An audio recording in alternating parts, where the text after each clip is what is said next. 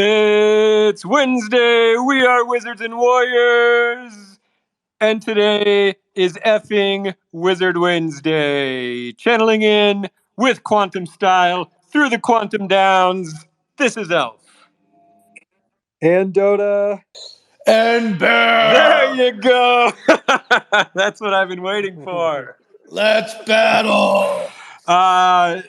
That's a great point, Bear, because today is the day that gold and quantum weapons are being distributed among the Runiverse. Rare as they may be, today is the day of the great forging. It's also the day of the Ethereum merge, but nobody really cares about that. Yeah, merge? What merge? More like smurge. Yeah. I'm feeling saucy today. I'm just going to say that. Good. Right I like a saucy bear on a Wizard Wednesday. Yeah, so today is a big show. We've got a few updates. We're going to talk about the Forge. We've got some excellent cult content to go over. Yeah, Dota, how are you feeling today? I am so excited to see the new Warriors drop. You mean the new weapons? Well, I can't wait to see more of them. Yeah, exactly. It's good to finally get some Sacred Flames off the market. So yep. In your EverQuest to get all of them used. Yeah, exactly.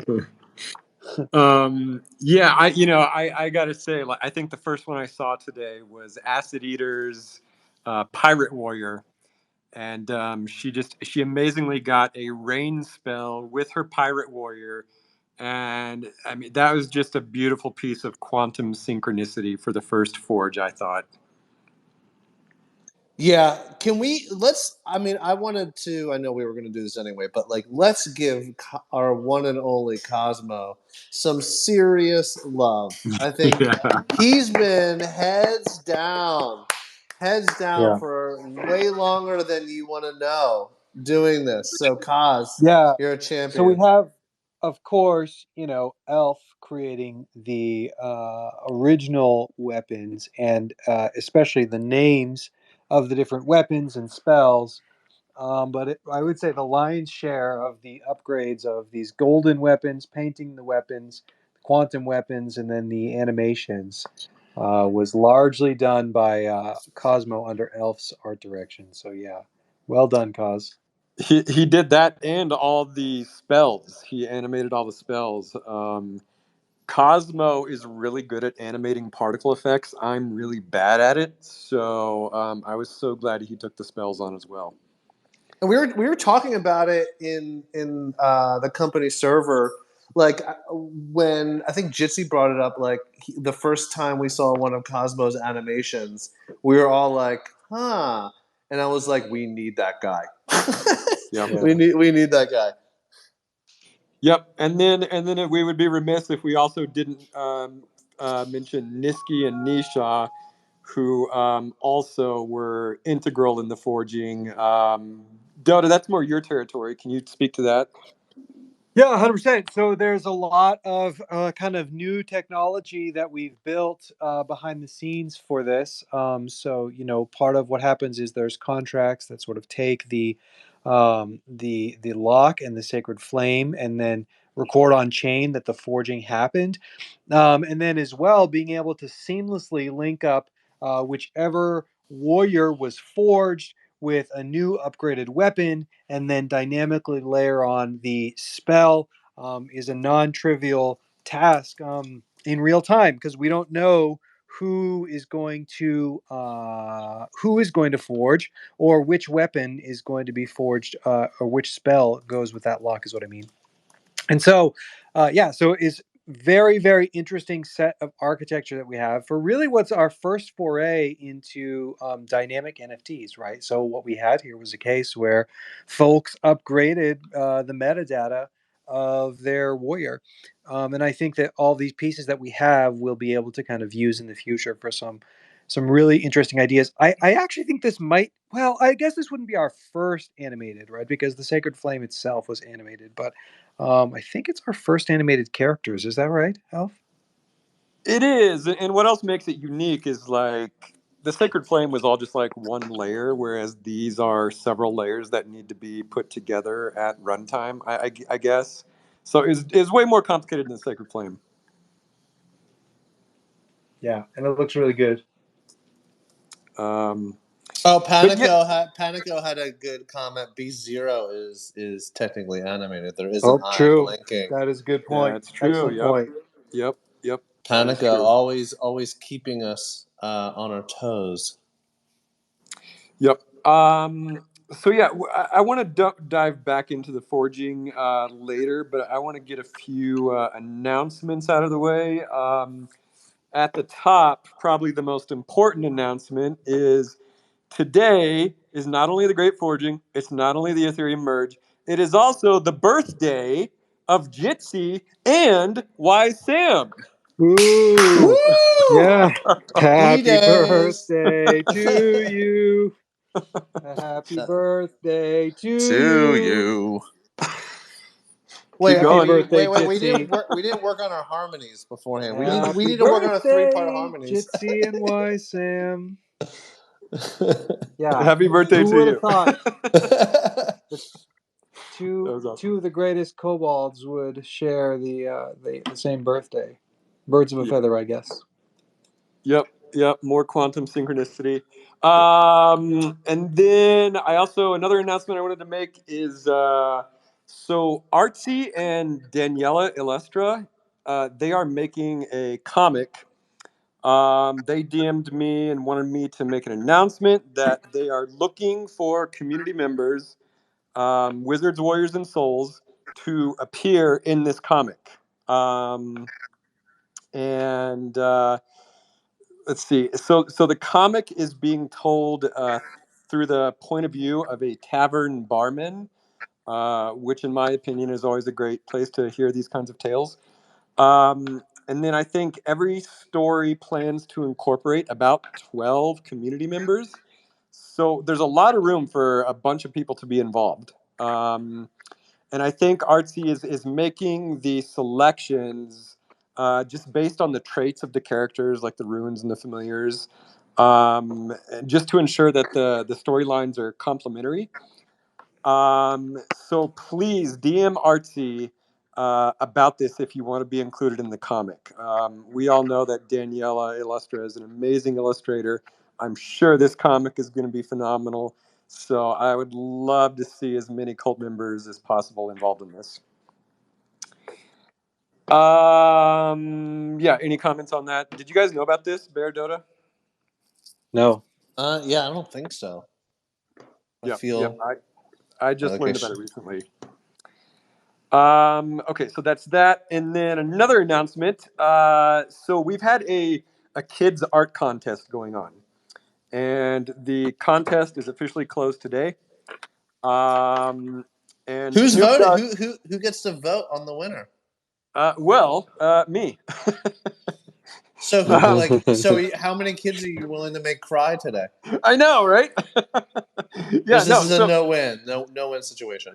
no, exactly. No, you're already hitting on what I'm about to talk about. So. Yeah, so Snoop Dogg asked me like a month ago if I would judge this, and I agreed I would.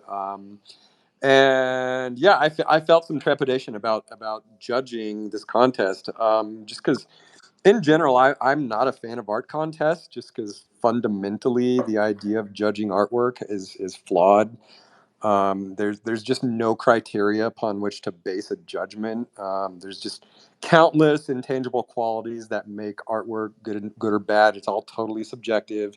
So I just, right at the front, I just want to say, even though I'm choosing a winner, it doesn't mean the other pieces of art are bad.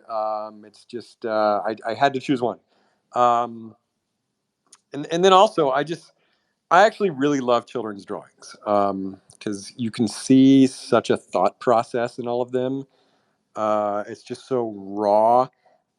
You can literally see like a child's brain at work. like the editing process that they go through when they choose what elements to draw and what to leave out and how to draw them. And it's just really fascinating seeing the solutions they come up with. For example, V-Mark's child drew a hyena, and they drew the hyena's body with this like simple dome shape, and it's such an interesting choice to draw the hyena that way. Ingrid made a very interesting choice of not to use any outlines when she drew the character. I think this is SPZ's child. Um, she just like scribbled these generalized shapes with color blocks. That was a really interesting technique. Dota's child drew an entire world around her characters. It's like a total complete landscape with a road sign and objects in the ground, and it just makes me wonder like what was going through her mind when she thought it was important to put those things in her drawing. Crucifor's child Alfie did a really beautiful, just this wild rendition of a kobold warrior. These chaotic scribbles are just, they were so befitting of a kobold that, the technique fits the character. And then Noah and Adam and Davy and Scout and Meeple's child W and Wavy's child, they all submitted really great pieces. But I had to choose one. And I based my choosing not on technical proficiency. I based it on which artwork made me the most curious about what was occurring in the young artist's head. Which artwork really pushed the boundaries of the creative process. And for me, it was Theo's piece, which was this multimedia piece that incorporated painting and sculpture into one statement. It's just such a strange, wonderful creation. Like it's to me, it's just like really the result of true artistic thinking. Um, and it's just that's so I chose that piece. So congratulations, Theo. You are the winner of the first Forgotten Runes Kids Art Contest. Amazing. I actually voted for everybody to win, but Elf shut that down. Wait, who'd you vote for? Everybody. I wanted everybody to win, but you said no. There needs to be one winner, and yeah, you've always wanted to make a kid cry. So congratulations. No, Snoop told me that all the participants will get a prize, so hopefully everybody is happy. But yeah, congrats, Theo. It was a really interesting piece. So yeah, that's the kids art contest. So cool. Yeah, the sculpture on painting, that is some out of the box thinking for sure. Yep. SPZ. SPC. Thanks, Elf. You've broken my little girl's heart. It's okay. She'll forgive you someday. I'm never judging a contest again. That's funny because we're having a fall adult art contest and you are the sole judge. So we'll get that kicked off. Awesome. Great. Okay, then let's see. Well, we could chat a little bit more about the Dream Master bot. Yeah, I spoke about the Dream Master bot this week, but Dota, it sounds like you had like some insight into it this week. Yeah, well, I think one of the things that really kind of spoke to me as we've been doing it is we definitely start to see around the edges some weirdness, right? Like what's really amazing is how it's able to create anything at all. And then once you start like accepting that the machine can create this artwork, then the next thing is like, okay, well, how do I get it to be something delightful every time? And how do I get it like more complicated? How can we do ponies? And then how can we do a recognizable wizard on top of like riding the pony in a way that like looks like an actual scene in a location? And I don't really think that actually the model that Stable Diffusion has right now will is that sophisticated yet. And it's actually quite a lot of work to be able to, in the same way that I feel like when we watch people that are like from an older generation try to find something on Google, and it's just like painful, right? To like watch your like grandparents try to search for something because they don't understand how to be specific enough, or they don't understand like how to avoid the advertisements, or like, it's just like it's actually a skill that we've kind of internalized by being online all the time. And I think that like traversing kind of the like latent space of these AI generated models is actually going to become a skill of its own.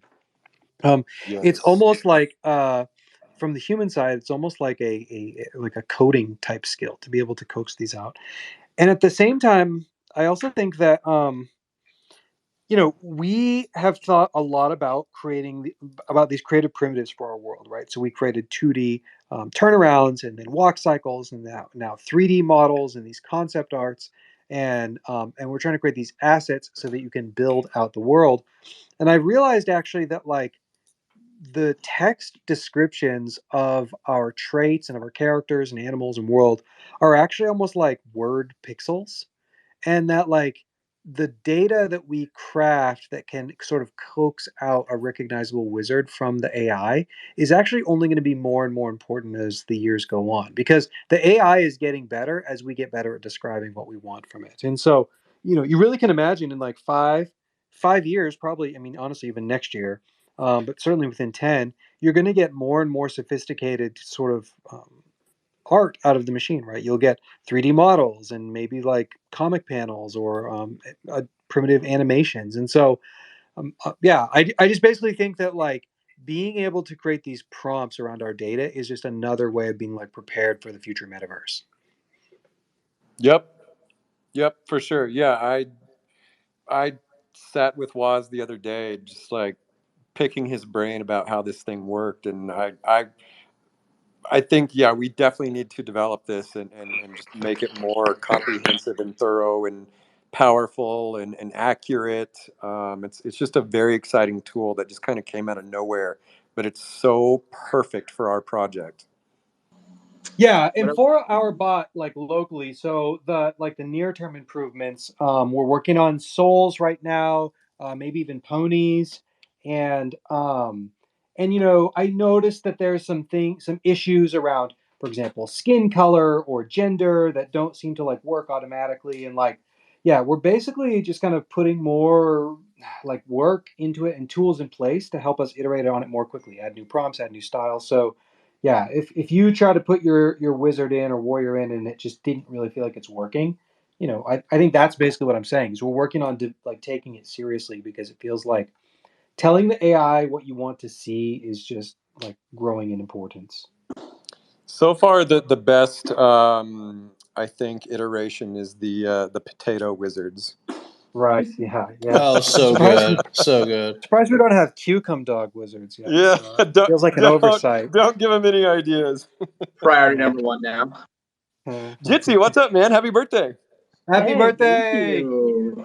We talking about the Wazbot, and so I was super excited because like Waz won't come up here and talk about it, but I want to give like full credit to his idea. He like messaged me, I don't even know at one point, and he like we were talking about it, and I just like remember this like overwhelming sense of excitement because it just made so much sense in my head. Like make it accessible and easy to do like a prompt, and then on the back end you don't see anything that's happening, and we can just build it up from the ground up. And it's just like so exciting because you might have had an idea of what your wizard or warrior looked like. You might have an idea of what the soul will look like, and then you really couldn't put like pen to paper, which I can't. Maybe this is why it's so exciting because I have to go commission people. But like this becomes like a mood board. It becomes a prototype. It becomes something that I can envision, and it's like beyond exciting. And so I'm super happy to keep on working with WAS and be able to build this up. And it's just gonna keep on going, like Dota was saying. I just had to hop on and say because like I can literally feel the excitement in my body about it. Yeah, I was thinking about that this morning, which was like, I wonder if community commissions have gone down since since like sort of stable diffusion became popular. And I think in terms of absolute numbers, the answer has to be yes, because just the market has slowed down so much. And I feel like when ETH is going up and up and up, it's like you don't think that much about spending, whatever, 0.05 or zero point 0.1 or zero point 0.2 for a commission. But like when everything's going down, then it starts to sting a little bit more. And so, of course, if the market slows down, we're doing fewer commissions. But I mean, like, I wonder how much kind of these kinds of bots eat into what we otherwise would do as commissions. And I think, whatever, we had this discussion before, which is it's not the same thing really at all. There's like Stable Diffusion cannot create Tanya Del Rio's comic pages Right. yet, and so I think it yeah. But I ultimately will wonder how it lead affects to that. more. I think ultimately it I will think lead so more. Like too. if all things, if weather's the same in terms of like general market dynamics, I think I think it's just more people get to participate in art creation. It's just in a different way. Yeah. It's a stepping stone too, like, right, if you invest enough time in something, in anything, in a story or a character, right, and let's say you have like this first image from the bot that you can really attach yourself to and create a story, like that's not enough anymore. And then you can start commissioning works of art, you start commissioning things. It's almost like the first stepping stone into what it can be, in my opinion. So even though like right now it might feel a little bit low, I think with enough time it's only going to bring more commissions and more creativity to our entire ecosystem. Full stop. Sorry, I'm ranting. No, it's true. It's like did the iPad cause there to be like fewer painters? And it's like, well, maybe, because like you don't have to pay for paint because you can use your tablet to just like draw pixels on your digital canvas. But like, did it open the door for people who like didn't have room to set up a giant easel? Like, yes. Right. I think the biggest thing working against AI generated art probably is Two Crows because he hates it so much. Right. Why does Two Crows hate it? Two Crows hates machines. He hates Okay. machines. Fair He enough. hates washers and dryers and dishwashing. He does all of his dishes. He has no electricity in his house. Actually, he lives underground in a little like dirt cave. Yeah, This makes so much sense. yeah. Doesn't Two Crows have like giant bird feet on the bottom of his house?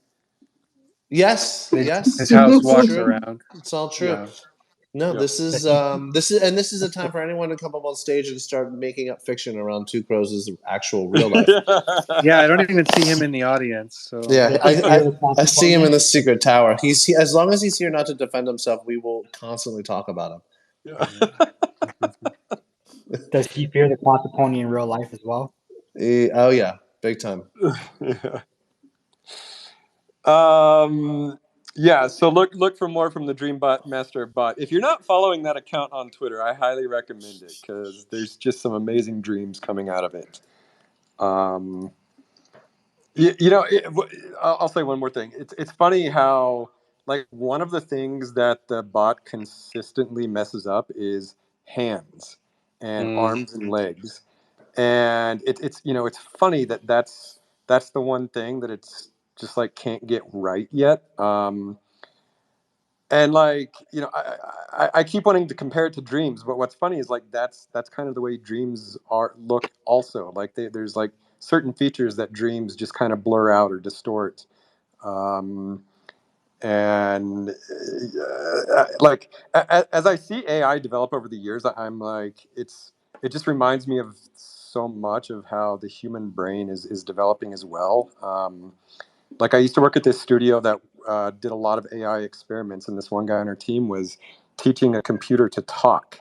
And when I say that, I don't mean like type something and then it just repeats it. He was like literally teaching this process of speaking to this computer, and he showed me some of the first tests, and it sounded like this like drunk baby trying to form words.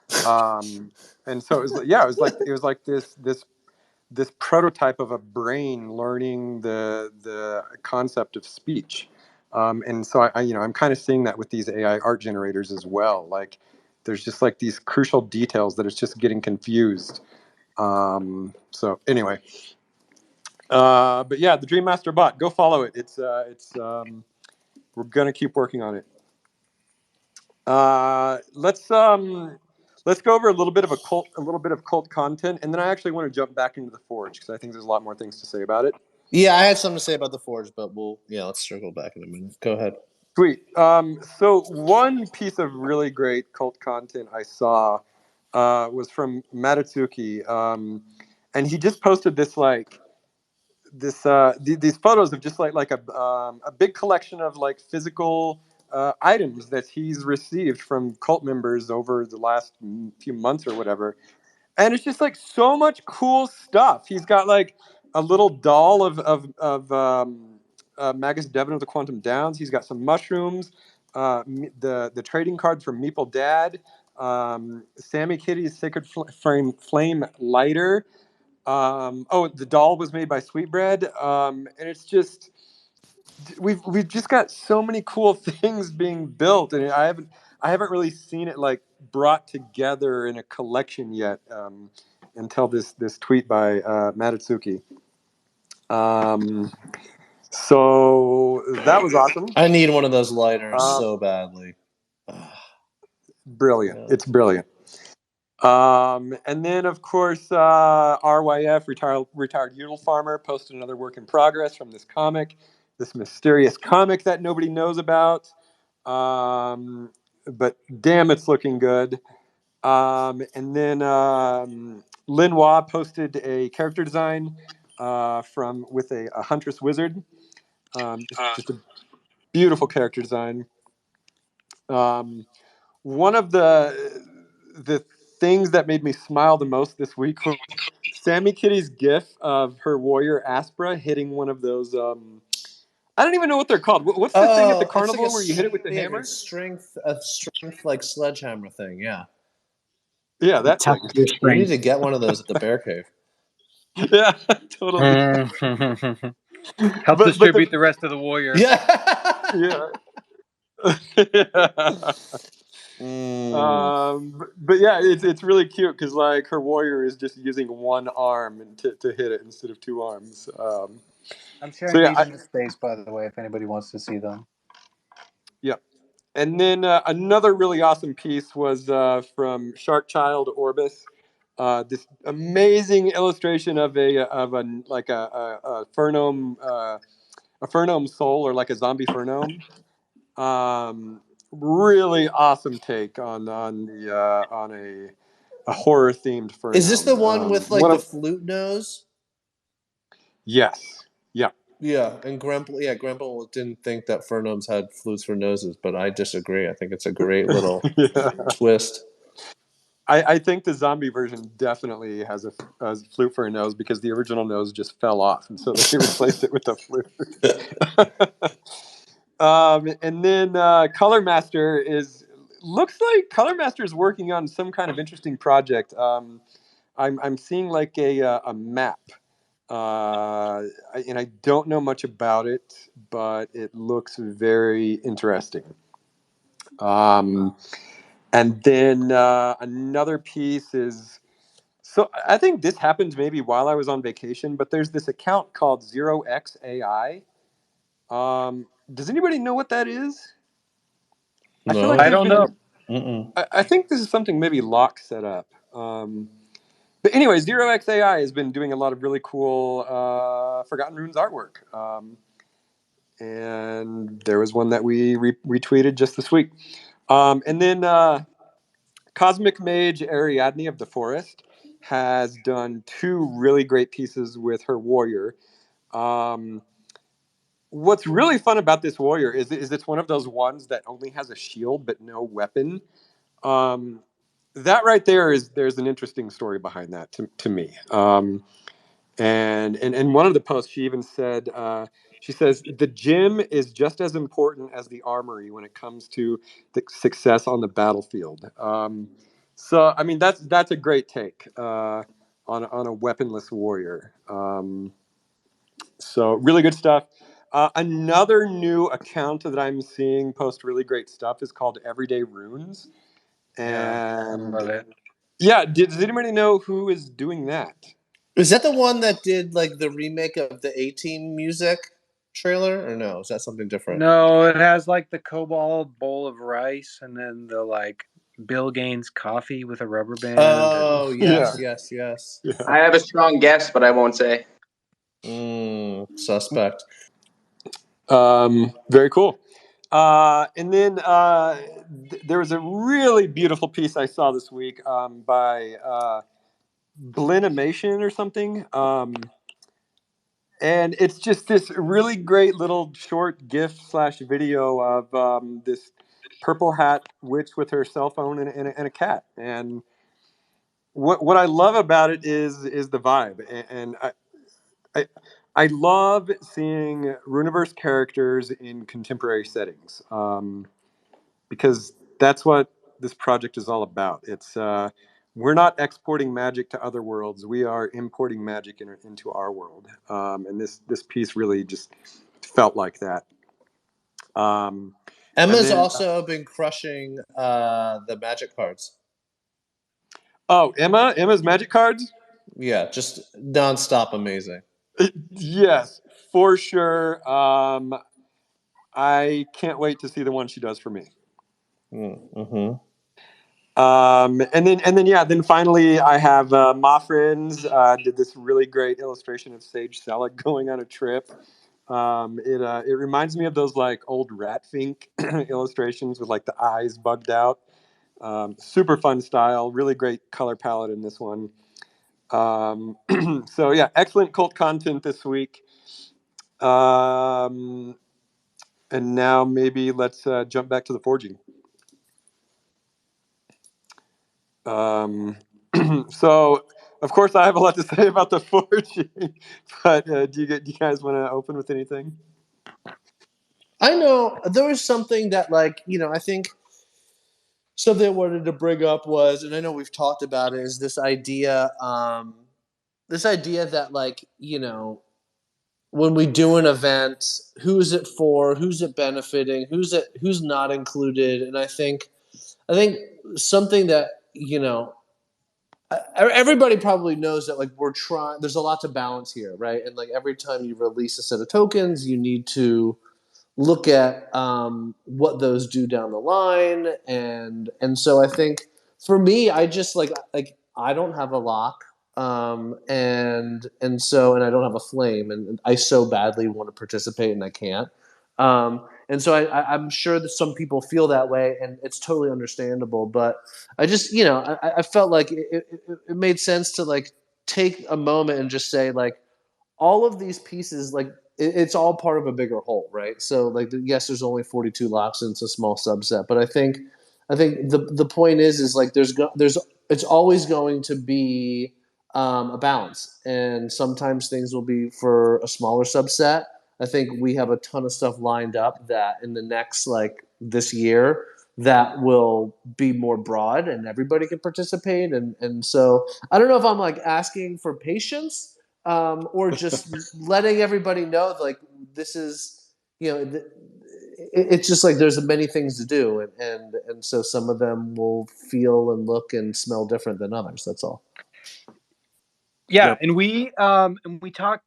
So one of the things we forgot to mention is that there will be an event in a couple of months that will release 14 new pieces of gold, um, akin to the locks. They won't have spells attached to them like the locks do, so they will be a little different. But if you're factoring in the number of locks into your calculation, there will be 14 more possible gold weapons as a part of this process. But there's no plans for the locks to do anything else. So, some people are saying, "Oh, should I hold my locks so that way I can, like, the locks will be used for something else down the road." Like, there are no plans for that. The locks are used for the great forging. Yeah, let me combine both of what Bear and Dota were saying, because we we had a huge discussion in Magic Machine today. Like just that number Dota threw out, 14.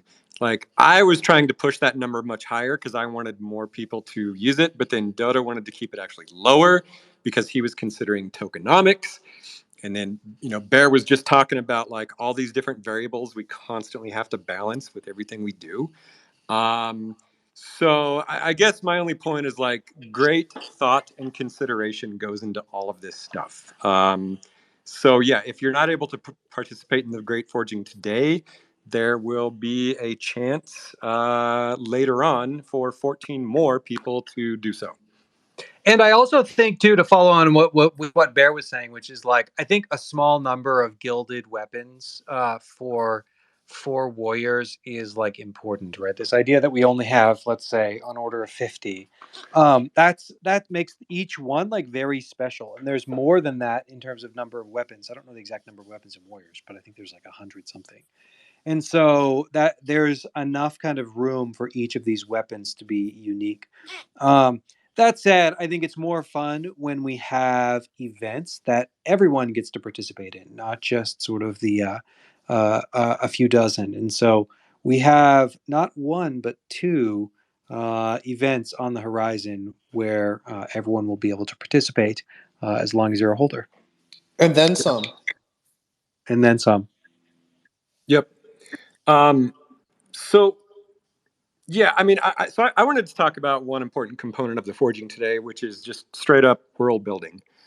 And I've got a few different things to say about this. So, one was Red in Discord. He asked if the forging was planned when we created the locks, and then I said all of the elements in the Runiverse have been in development since the dawn of humanity, and I wasn't just trying to be obnoxious and cryptic and philosophize Obtuse. about it. Yeah, exactly. No, I really meant it, and I just if you want alpha on Forgotten Runes, just like I always say, look at the archetypes, look at the monomyth, look at the recurring tropes and memes and meta narratives that defined human experience.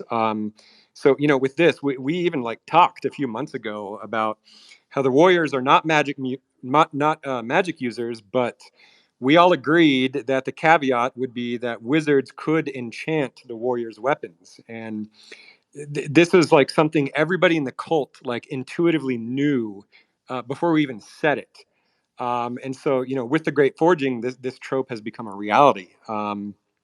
And so that's one part of it.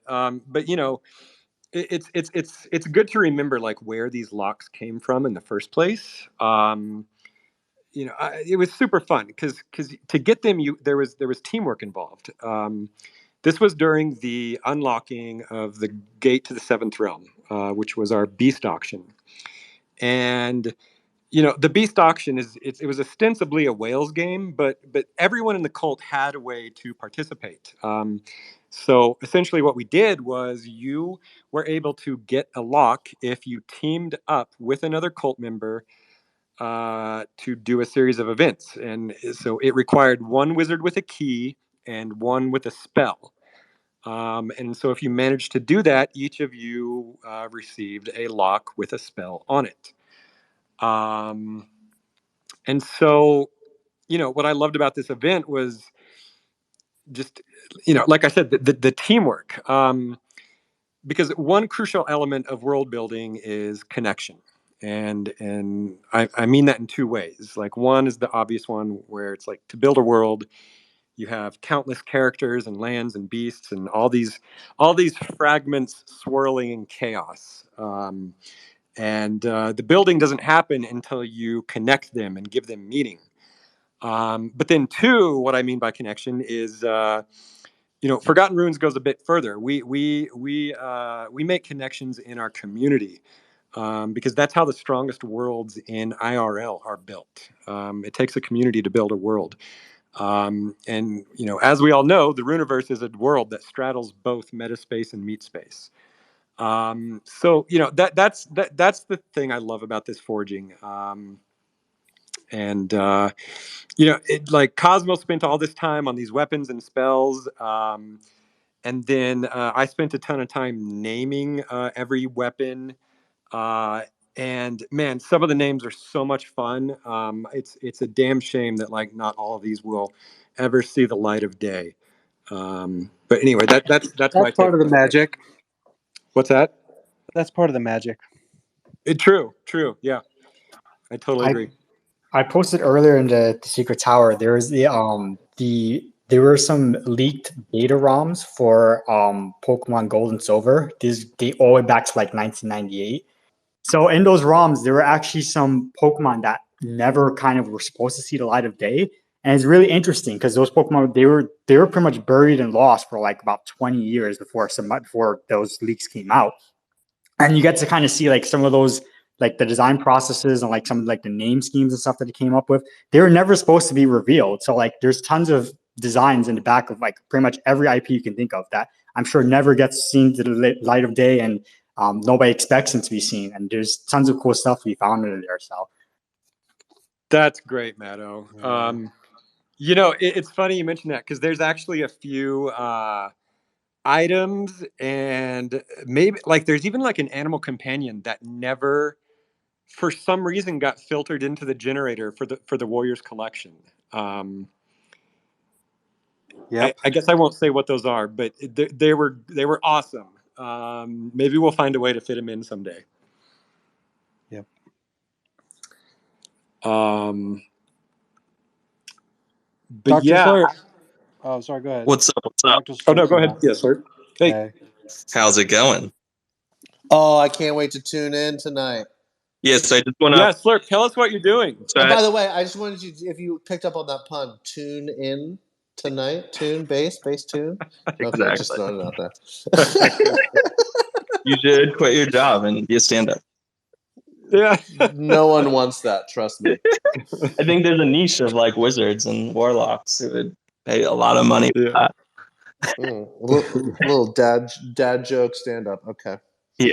So tonight, right after Wizard Wednesday, we're going to be burning the Death Spell Lock on Twitch, and I'm going to melt it onto my base for Dr. Slurp. So Cookie Tree and I from MyFi, my fiance, we're going to be doing a stream. Like, we're going to be doing a live concert. She's doing analog glitches. I'm going to be doing music, playing a real bass, and like looping and playing a ton of synthesizers, and we're gonna just have a ritual while we burn the lock and make a new bass, hopefully. So I just retweeted it. I don't know if you guys can share that or pin it to the thing. Yeah, I just shared it up in the space. Yeah, but it's gonna be a pretty fun ritual. We have a lot of surprises planned, so tune in. Can't wait to see you all there. It'll be on Twitch. /mycelium_fidelity. So, and then right after this, yeah, as soon as Wizard Wednesday ends, we're gonna start the stream. We'll probably start it like a couple minutes before, just in case y'all want to join. Oh yeah, absolutely, we want to join. Cool. All right, well, we'll see you there. We'll see what happens. Hold on, I have a few questions. Number one, will you be playing death metal? No, but I will be playing like death drone music.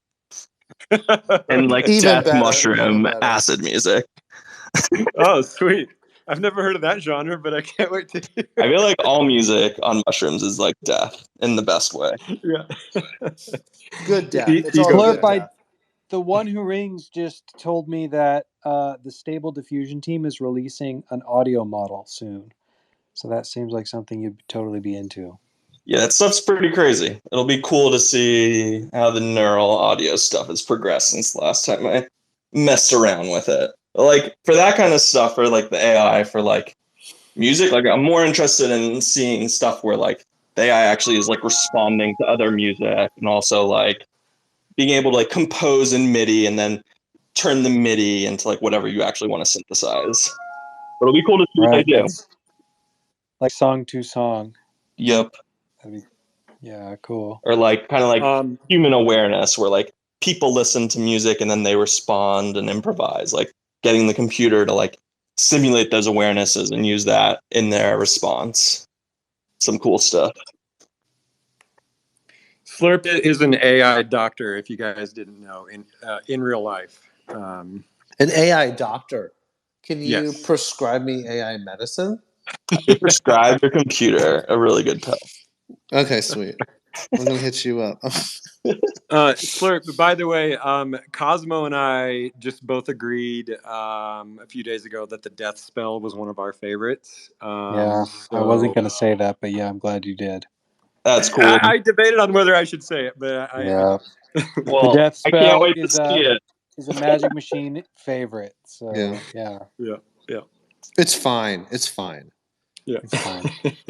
I won't make you say anything else about it because we'll see it in like 20 minutes. Okay, great. Cookie Tree, you want to say hi? Hey, everyone. Hey. What's up? I'm just also here setting up my gear. Super excited for this ritual. I don't know. I'm kind of curious what's going to happen. So, fun. TBD. All right, thanks, y'all. We'll see you in a bit. Exciting. Yeah. I'm just going to say that based on Cookie Tree's name and the sweet tone of her voice, I'm expecting some horrifying death music. Fun you guys play together. Very well. It'll be horrifying kittens. uh, cool. So Dota, we asked it as we always do if in the Discord if the cult had any questions. Do you recall any questions that we needed to answer? No, I don't. We I'm people, not. Yeah, I'm we're not just so seeing good it. at answering questions that We're everybody so knows everything they want thorough. to know. Yeah. Yeah. I'm Um, scrolling. I'm scrolling through right now. Uh, I'm not. Brennan.eth asked why we didn't allow warriors with no weapons to forge, and Cosmo gave a great answer. He said, because they don't have a weapon. Yeah, but did you see what he just posted? Yeah, he just posted like a golden hand with a GIF. I mean, Yeah, he created the originals, so that might be provenance. I'm not sure. yeah, there you go. Very cool. Yeah, I'm looking through the Discord and I'm not seeing any other questions. I guess we're just so thorough. Or just boring? I don't know. Yeah. Yeah. No, that's definitely not it. Bear, do you have any updates from the Bear Cave? You've been up to a lot. Just Updates Oh, from the Bear Cave. bigger, small. I, I Well, we've feel got the like comic. yeah, the comic. Oh yeah, we're gonna share. We're gonna share some art from issue number 1, which is technically issue number 2, but we're calling it issue number 1 because we started with issue number 0. So you'll be seeing some of that. I feel like all of my updates are super annoying because there are things that will make people I don't know. Like I do boring stuff in the background that ends up blooming into something great, but it just feels too early, and I hate like Yeah, just no, teasing shit, stuff. a lot of the things you do just take a long time to play out because that part of the industry is just slow. Yeah, and there's stuff like near term also, but I don't know. I feel like we always, maybe this is good or bad. Like we tend to like really stay away from like overhyping things. Um, and maybe we need to get better at that. Actually, that would be a good question for the cult. But Should we hype point more? is, yeah, should we just be hyping and playing the NFT game and say things that we're never going to do? I mean, it sounds fun. Sounds fun. I don't think anyone's going to really appreciate that in the long run. Yeah. Yeah. Actually, we have one fun thing. I don't even know if I'm supposed to say this, but I'm going to say Oh it. god. Bear and I are going to appear on the YouTube show Altcoin Daily. Oh, I think Am I Dota's supposed to coming announce that? too. Yeah, no, that's fine. Yeah, Altcoin Okay, Daily. sweet. Yeah, I'm a big fan of Altcoin Daily. I've been watching them for like 2 years now, and we're going to appear on their channel. Yeah, it was Yeah. fun. Oh, Yeah. go ahead. No. Go. Well, and I also did an article with Axios. I did an interview with a fellow named Brady over there, and he's really cool. I've talked to him a bunch of times. I had a really nice conversation with him, super pleasant. And then when the article came out, some of the Magic Machine team, aka Elf, told me that they thought that it was like really just far too negative.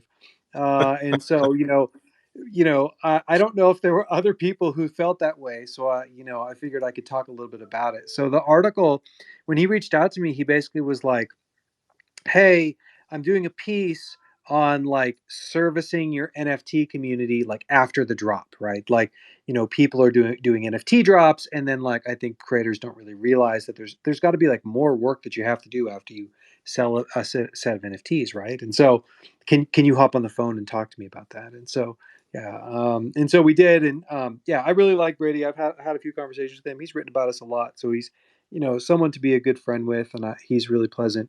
But then, the article was definitely more about kind of like almost like founder to new founder, which is like you need to be careful before you start a new project, right? I called it a Faustian bargain, which is like almost the definition of starting an NFT project insofar as like you make this deal with the devil who like gives you kind of riches and fame, but then like you sold your soul to the devil and like now you can never quit. So like what I told Brady was like, if you're going to start an NFT project, you have to make sure that like you have something more than just like the drop, right? That you have to actually be trying for kind of some higher goal, some higher purpose, right? And I think that's what we're aiming for here, is to create this world that all of us contribute to, and that all of us can kind of like play in and own and benefit from. And we talked quite a lot about Forgotten Runes on that call, and he might write about runes a bit more. But I think the angle of that article was definitely around sort of like the challenges you're going to face if you do a new drop.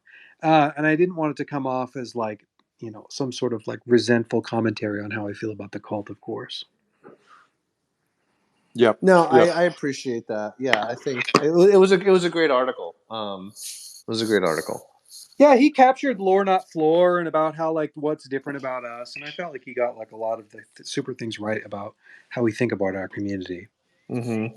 It's interesting. It like kind of brings up a good point, and I don't know if we have any lore readings this week to close out, but like, we talk a lot. We talk to a lot of people. I spend a lot of time on the phone with people who, they almost like don't believe that we have the best intentions, and like I find ourselves having to like defend how we operate the business in a lot of ways, and like people almost like don't believe our core intentions, and while it can be frustrating sometimes, I think it also just goes to show that like we're doing something a bit different, and our like guiding principles, I feel like, I don't know, I just feel like they're pretty aligned with what people should be doing in the space. It's just amazing. Like we talked to a lot of people who are just like really revenue focused and just business focused. Call it Web 2, call it whatever. Um, but I don't know. Every time I get off the phone, I just feel good about what our guiding principles are and sticking to it. Definitely. Yep. Yeah, it's a challenge. I mean, this could be a whole other conversation, but one way I've been describing us to certain outside parties is like in the state of California, you've got two major power centers. You've got Silicon Valley and you've got Hollywood, tech and entertainment. And they have never really understood each other or cooperated with each other or even cared about each other. Um, and I feel like Forgotten Runes is like what makes us so unique is we are building a bridge between these two factions. Because we've got the Yeah. entertainment side and the storytelling, and then it's like the whole core of what we're doing is based on this revolutionary tech. And so many partners we talk to, they only understand one or the other. They can't quite grasp the bridge. So that's kind of been a challenge. Yeah, we've kind of put ourselves right in the middle of like this begrudging relationship that the two have had, right? I mean, like, especially look at the past 10 years since like Netflix launched original content and streaming. They disrupted the entire entertainment industry to the point where every single major media company was like, "Oh, we're gonna like just drop everything we were doing and chase after Netflix and like do streaming and get subscribers." And so you can only do that with like amazing new tech stacks and software. And so yeah, like we don't really fit into a box. I tweeted the other day like, if you don't fit in a box, like build your own damn box. And I feel Yep. like that was almost just coming from how I was feeling about ourselves. It's like if you don't fit into any box, yeah, you might have like a really hard road ahead of you, but that probably means you're doing something a bit different. Yep. And I think, what's doing something easy? Like the only thing worth doing is doing something that's really hard, and meaningful. So, we'll carry that weight. Yep. So we're Lore almost. Punk What's that? Lore Punk offered to read a poem, but maybe you could give everyone their homework first. Oh yeah, yeah. Homework assignment. No, not really, but kind of. So next week, I want to talk about two amazing world building projects that are happening right now, and I'm referring to the show on Amazon called Rings of Power, and then I'm also referring to the show on HBO called House of Targaryen. I don't know if anyone here has heard of those shows, but of course I'm joking. But if you haven't seen them, I would very much encourage you to watch at least the first episode of each of those. Um, though that said, I will also say that each of them progressively get better the more you watch. And they're just like really fascinating case studies in world building because they're both very different. They both have strengths and weaknesses. But yeah, I am enjoying both of them for very different reasons.